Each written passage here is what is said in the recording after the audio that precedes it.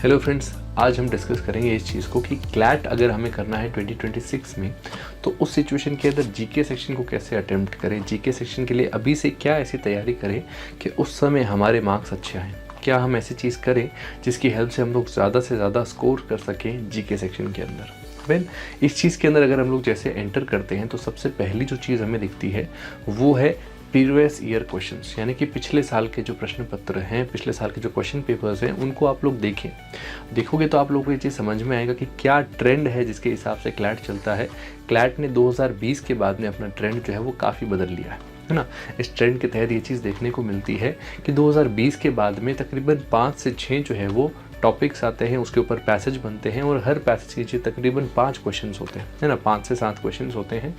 इन 5 से 7 क्वेश्चंस के अंदर जो भी पैसेज के बारे में बात की जाती है उसके अंदर पहले 3 से 4 क्वेश्चन डायरेक्टली उस पैसेज से रिलेटेड होते हैं, डायरेक्टली टॉपिक से रिलेटेड होते हैं, और बाद के जो 2 से 3 क्वेश्चन होते हैं वो उसके अलावा आसपास की जो भी चीज़ें हैं उससे क्वेश्चन पूछ लेंगे। जैसे फॉर एग्जाम्पल, जैसे 2023 में क्वेश्चन आया कि भाई फुटबॉल का चैम्पियनशिप कहाँ पर हुई, है ना।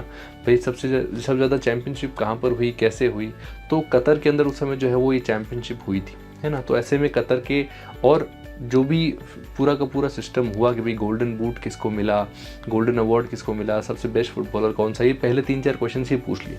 लेकिन बाद में क्वेश्चन क्या पूछते हैं कि भाई काफिला सिस्टम क्या था। काफिला सिस्टम का मतलब है एक ऐसा सिस्टम जहाँ पर इंडियंस जो भी कतर या इसके आसपास के देशों में जाते हैं तो वहाँ पे उनके पासपोर्ट जब्त कर लिए जाते हैं ताकि वो लोग वहाँ उस एरिया को छोड़ ना सकें।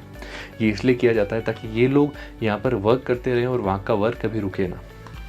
इस चीज़ का एज सच फुटबॉल से कोई संबंध नहीं है, लेकिन उसके बावजूद भी ये क्वेश्चन पूछा गया क्योंकि कतर और इंडिया के रिलेशन में ये एक इम्पॉर्टेंट पॉइंट है, एक बड़ा इम्पॉर्टेंट मेजर एरिया है ना। तो ऐसे ही क्वेश्चन वो लोग पूछते हैं। तब क्वेश्चन ये है कि सर अगर ऐसे क्वेश्चंस आते हैं, ये प्रीवियस ईयर पेपर हमने क्वेश्चन अगर देख लिया और ऐसे क्वेश्चन आते हैं तो सवाल ये है कि उसकी तैयारी कैसे करें और 11th क्लास में ही ऐसा क्या करें कि इस चीज़ की तैयारी हमारी बन जाए, है ना।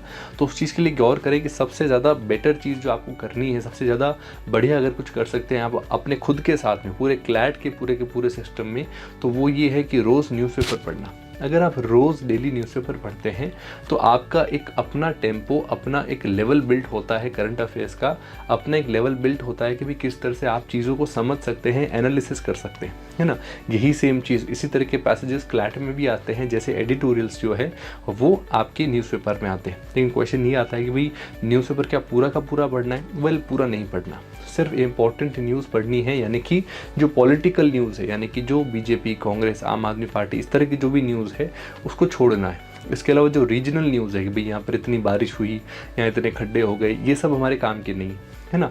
एडिटोरियल्स हमारे लिए काम के, हमारे लिए टेक्स्ट एंड कॉन्टेक्स्ट काम का है, हमारे लिए ऐसी सिचुएशन जहाँ पर बिजनेस पेज है वो काम का है, हमारे लिए वर्ल्ड का पेज काम का है, फ्रंट पेज के ऊपर जो बड़ी न्यूज़ है वो काम की होती है। तो ऐसी न्यूज़ अगर आप रोज़ पढ़ रहे हैं, एडिटोरियल्स रोज़ पढ़ रहे हैं, तो आपका न्यूज़ का एरिना और आपकी नॉलेज का एरिना काफ़ी बढ़ जाता है। इसके साथ में ही अगर हम लोग इनको रोज़ एनालिसिस करेंगे, अगर हम लोग रोज़ एनालिसिस देखें, जैसे लॉ प्रेप खुद का एनालिसिस न्यूज़पेपर का आता है जिसके अंदर वो रोज़ ये बताते हैं कि न्यूज़पेपर में क्या चीज़ इंपॉर्टेंट है, कितनी पढ़नी है, और न्यूज़ को पूरे एक्सप्लेन करते हैं। तो वो चीज़ें भी अगर आप रेगुलर देखते हैं तो काफ़ी आपको वहाँ पर फ़ायदा देखने को मिलेगा। इसके साथ में ये भी चीज़ देखने को मिलती है कि न्यूज़पेपर अगर आप रेगुलर कर रहे हैं तो उसके साथ में एक चीज़ को और जोड़ दे, बस वो है क्लैट एक्सप्रेस। क्लैट एक्सप्रेस को कैसे करना है भाई? क्लैट एक्सप्रेस तो सर उस साल की होती है, करंट अफेयर्स ही होते हैं, तो फिर उसको अभी क्यों करें? उसको भी इसलिए करना है, देखिए कि उसका मेजर जो रीज़न है वो ये है कि क्लैट के अंदर स्टैटिक इन्फॉर्मेशन भी पूछी जाती है और करंट भी पूछी जाती है। इसका मतलब क्या हुआ कि स्टैटिक का मतलब है जैसे मान लो कोई सैटेलाइट अगर छूटी है, अगर इसरो ने कोई सैटेलाइट छोड़ी, तो इस सिचुएशन में ये देखने को मिलता है कि भाई वो सैटेलाइट तो इस साल की न्यूज़ है, लेकिन इसरो तो वही रहेगा अगले साल भी। इसरो की बात, इसरो कब बना था, ये सब भी सेम रहेगा। तो अगर हम ये सारा स्टैटिक पोर्शन पहले से ही रिवाइज कर लेते हैं, पहले से ही याद कर लेते हैं, तो नेक्स्ट ईयर आपके पास में बहुत कम चीज़ें रहेगी याद करने के लिए, है ना। बहुत लिमिटेड एरिया के अंदर ही आपको याद करना पड़ेगा और उसका काफ़ी बेनिफिट आपको जो है वो 12th में, और अगर आप ड्रॉप करते हैं तो उस समय मिलेगा, है ना। तो एक तो हमें क्या करना है, न्यूज़पेपर करना है। सेकेंडली हमें क्या करना है, क्लास के जो भी आपको क्लैट एक्सप्रेस मिल रही है वो सारी की सारी चीज़ों को अच्छे से करना है याद। और ये दो चीज़ें अगर आप अच्छे से करते हैं तो ऐसे में जो जीके का आपका सेक्शन है, 2026 के लिए वो काफ़ी हद तक बन जाता है। ये भी ध्यान रखें, लंबी रिसोर्सेज की लिस्ट ना बनाएं। मोस्टली बच्चे ये गलती करते हैं कि इतने रिसोर्सेज रखते हैं, इतना ज़्यादा रिसोर्स रखते हैं कि अल्टीमेटली उनकी खुद की रिटेंशन पावर ख़त्म हो जाती है, क्योंकि आपके दिमाग की कैपेसिटी है वो उतना ही याद कर सकता है। तो बेटर ये है लिमिटेड रखें रिसोर्सेज, उसको बार बार रिवाइज करें, है ना, कि भाई आपने यहाँ की भी ले ली मैगज़ीन, फिर 10 जगह और की मैगज़ीन ले ली, तो उससे फिर ये होगा सिर्फ कि पेपर में ऐसा लगेगा कि भाई ये चीज़ पढ़ी भी तो है लेकिन आ नहीं रही। दूसरी चीज़ क्या है कि क्वेश्चन को करें कैसे और जीके में याद कैसे रखें। तो याद ऐसे रखना है चीज़ों को, उसको ध्यान रखें। सीधा सा चीज़ है कि जैसे ही आप क्लैट एक्सप्रेस पढ़ने लगे, आज अगर आपने 10 पेज पढ़े तो कल उन 10 पेजेस को रिवाइज करें, फिर नए 10 पढ़ें, फिर अगले दिन 20 पेजेस को रिवाइज करें, फिर नए 10, फिर 30, फिर 10, फिर 40, फिर 10, पीछे वाला सारा रिवाइज करें और आगे जाएं। ये काम कब तक करना है? जबकि आप 80 या 90 पेजेस तक नहीं पहुंच जाते। जैसे आप वहां पहुंचते हैं तो एक साइड से 10 कम कर दीजिए, दूसरी साइड से 10 बढ़ा दीजिए और 80 का गैप चलते रहने दीजिए। ये चीज़ अगर चलेगी तो आपको चीज़ें सिर्फ याद नहीं होगी, ऐसी याद हो जाएगी कि आप दीवार के ऊपर सोच सकते हो कि यहाँ ऊपर इस डब्बे में ये लिखा है ना। इतना याद आपको यहाँ पर हो जाएगा और इसका बेनिफिट आपको अल्टीमेटली पेपर के अंदर मिलेगा। दूसरी चीज़ यहाँ पर क्या देखने को मिलती है कि भी बच्चे कहते हैं सर हमारे मार्क्स नहीं आते। मार्क्स कब आते हैं? मार्क्स आते हैं रिवीजन से। मार्क्स कभी भी पढ़ने से नहीं आते हैं जीके में। पढ़ने से सिर्फ ऐसा लगेगा कि ये चीज़ पढ़ी भी तो है लेकिन आ नहीं रही है, हमेशा पेपर में ऐसा लगेगा, लेकिन रिविजन है तो वो आएगी। तो इसलिए रिवीजन ज़्यादा करें। 70% टाइम अगर आपका रिवीजन में जा रहा है मतलब आप बहुत अच्छी डायरेक्शन में जा रहे हैं, ये अच्छे सिग्नल्स हैं। अगर इसका उल्टा हो रहा है तो एग्जैक्टली एक रेड सिग्नल है ना। अब एक क्वेश्चन ये भी आता है कि सर मॉक में मार्क्स कितने अच्छे हैं? देखिए मॉक्स के अंदर वैसे अगर आप 12 मार्क्स से नीचे ला रहे हैं तो मतलब ये मार्क्स अच्छे नहीं है ना। 12 से लेकर के और 18 के बीच में मार्क्स आ रहे हैं मतलब ठीक ठीक है, आपका रिवीजन भी ठीक ठीक है। 19 से ऊपर नंबर आ रहे हैं, 19 से ऊपर, तो वो अच्छे मार्क्स माने जाते हैं। अगर आप उस चीज़ को लेकर के आ रहे हैं, उस चीज़ को कवर कर पा रहे हैं तो ये बहुत अच्छा है, ठीक है ना।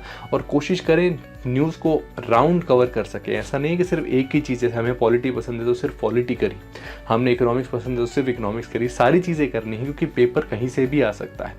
पेपर में वो इकोनॉमिक्स भी पूछते हैं, स्पोर्ट्स भी पूछते हैं, इसके अलावा राजनीति भी पूछते हैं। यहाँ तक कि 2023 के पेपर में तो यूट्यूबर्स की लड़ाई भी पूछ ली थी, है ना। तो इसमें हर चीज़ के लिए हमें तैयार रहना है कि चीज़ें कैसी क्या आती है। और 2026 के लिए क्योंकि इनफ समय है आपके पास में, तो जो भी चीज़ हो उसको डिटेल में उसका एक्सप्लेनेशन देखें। यूट्यूब के ऊपर कोई उसका वीडियो हो अच्छा तो वो देखें। जैसे लोकसभा का चुनाव हुआ है तो ऐसे चुनाव के अंदर आपको ये लगे कि भी लोकसभा के बारे में मैं और पढ़ूँ, इंडिया के कौन कौन से प्राइम मिनिस्टर हुए हैं मैं और पढ़ूँ, तो ऐसे में आप यूट्यूब में कई ऐसी सीरीज़ आती है जो कि जो है वो आपको काफ़ी बेनिफिट कर सकती है ना। तो उन सीरीज़ को अलग कर देख सकते हो, एक्सप्लेनेशन देख सकते हो उनका, ताकि आपको और इंटरेस्ट बने, है ना। जीके में इंटरेस्ट एक बार बन जाता है तो हम लोग बहुत अच्छे से उस चीज़ को कर सकते हैं और यही चीज़ लॉन्ग टर्म में आपको क्लैट भी क्लियर करवाएगी। Okay, so stay tuned. इसी तरीके से आप हमारे साथ जुड़े रहें और बहुत अच्छी तरीके से आपका पेपर होगा अगर आप इन गाइडलाइंस को अच्छी तरीके से फॉलो करेंगे। Thank you very much.